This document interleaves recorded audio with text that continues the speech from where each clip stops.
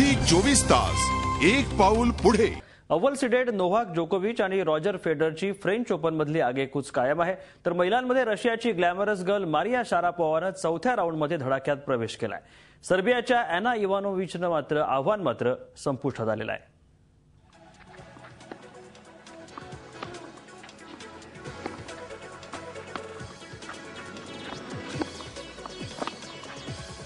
French ओपनची तिसऱ्या राऊंडची match Roger फेडररसाठी wake up call ठरली।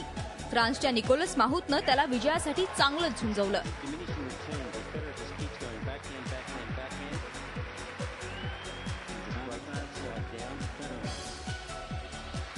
या मॅचमध्ये फेडररचा अनुभव पाहता विजयासाठी तोच फेवरेट होता।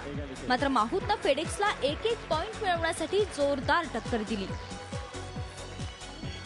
फेडररच्या प्रत्येक शॉटला तो आत्मविश्वासाने प्रतिकार करत होता।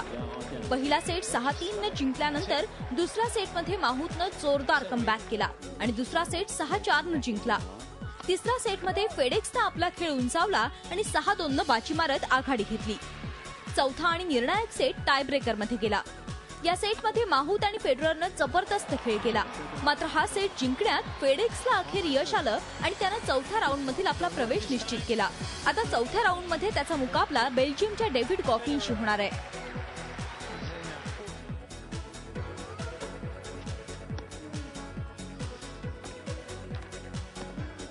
आणखी एका मॅचमध्ये अव्वल सीडेड नोव्हाक जोकोविचनं फ्रेंचच्या निकोलस डेव्हिल्डरचा 6-1, 6-2, 6-2 अशा सरळ सेटमध्ये पराभव केला। जोकोविचला विजयासाठी फारसे कष्ट पडले नाहीत। जोकोविचला या सीझनमध्ये सलग 4 ग्रँड स्लॅम जिंकण्याची नामी संधी आहे आणि त्यानं आपल्या लक्ष्याकडे वाटचालही केली आहे।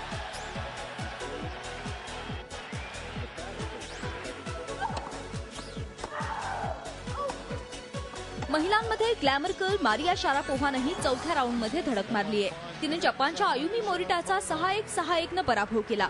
सेकंड सीडेड शारापोव्हानं मोरिटाला 2 सेटमध्ये केवळ एक गेमच जिंकू दिला। या मॅचमध्ये या रशियन ब्युटीचंच वर्चस्व दिसून आलं।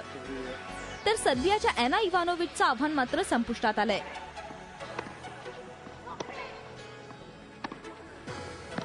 इटलीच्या सारा इराणीनं इवानोविचला 1-6, 7-5, 6-3 न पराभूत केलं। या विजयासह सारानं पहिल्यांदाच फ्रेंच ओपनच्या पहिल्या राऊंडमध्ये प्रवेश मिळवलाय।